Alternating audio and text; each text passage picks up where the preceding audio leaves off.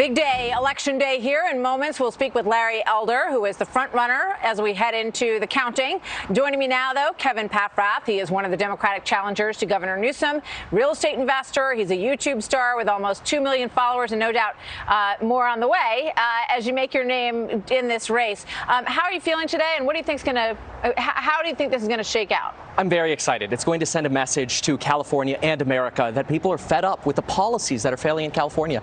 We're in the bottom 20% of schools in the country. We're the 5th largest economy in the world. We should be focused not on fear-mongering the other side, other party politics. We should be focused on becoming not the 5th largest economy in the world, but the 4th largest economy in the world. Those are the policies we should be focused on. And that's what we're not hearing in this because we're too focused on slamming the other side. So, you know, the indication is that Democrats didn't want any Democrats to run against Governor Newsom.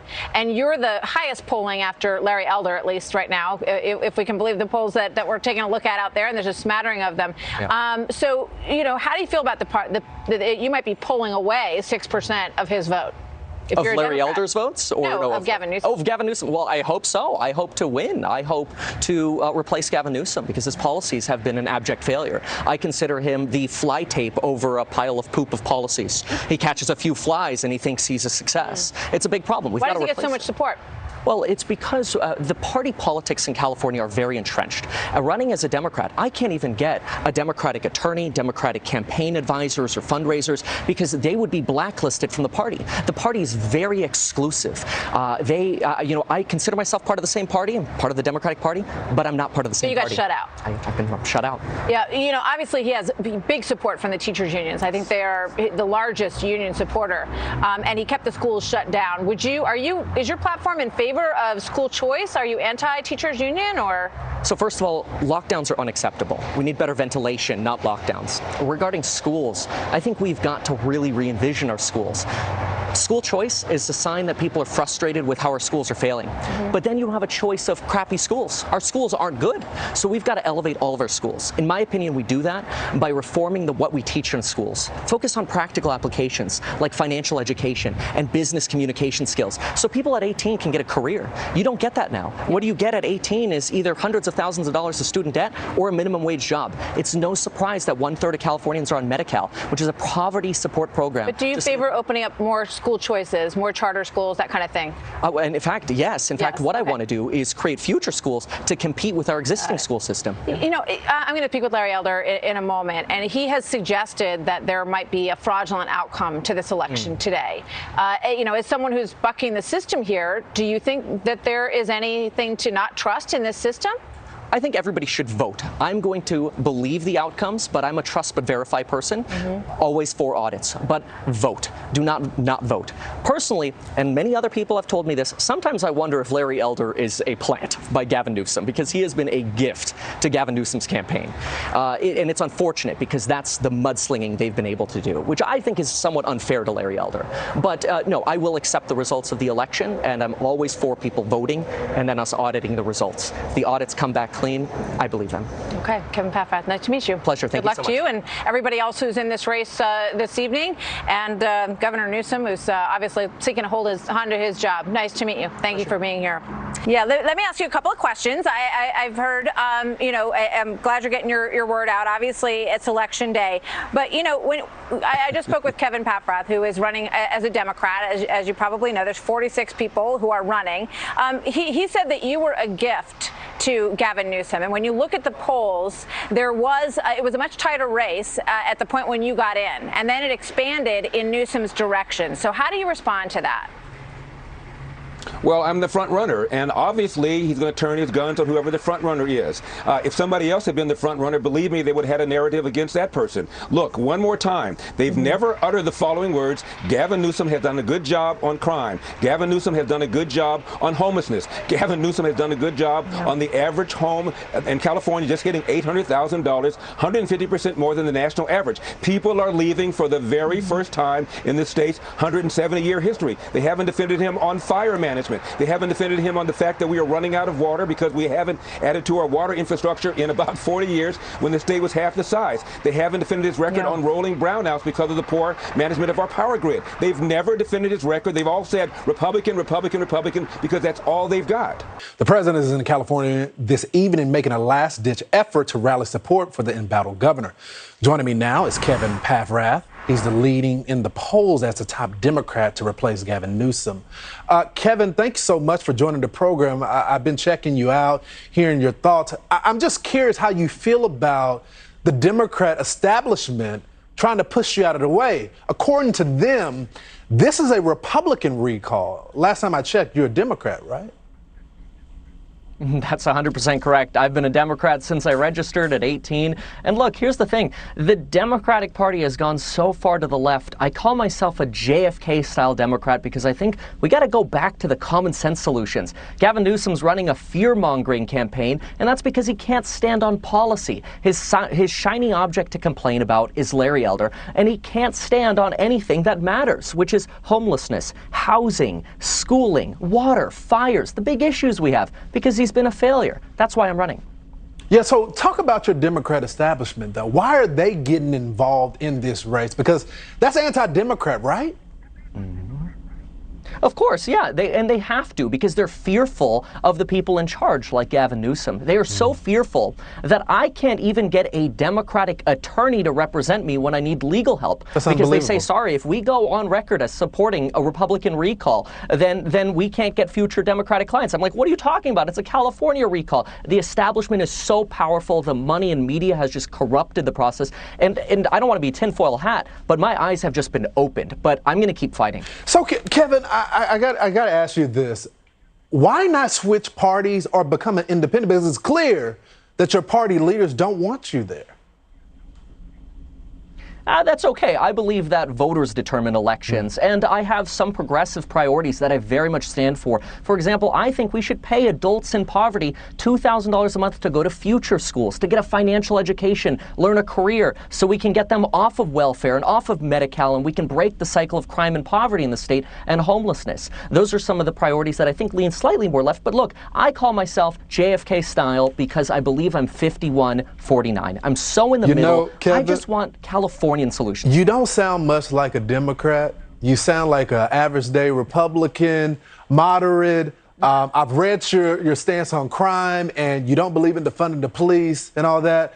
I'm going to be following this race, brother, and even if you don't win it, I look forward to seeing you more. Thanks so much for coming on the show.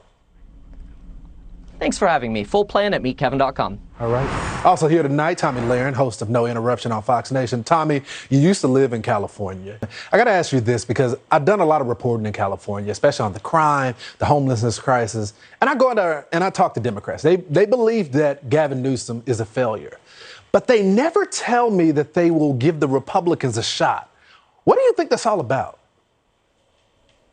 I think that there is something to be said in California about being a quiet conservative, having conservative principles and policies, independent, freedom-loving principles, policies, and ideals, but not wanting to say that you're a Republican or a libertarian or a conservative in any way, because you will be blacklisted and you will be really treated horribly by the liberals that run that state. Even as your last guest just said, he has a D behind his name, but because he does not placate to that big machine establishment, he has also been an outcast. So a lot of Californians are nervous, but I do think the pendulum is swinging. They are getting bold. You saw 1.7 million plus signatures for this recall election.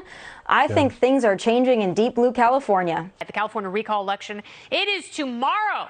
This is your last chance, summer dance, to get rid of the state's tyrannical do-nothing governor. He is the worst.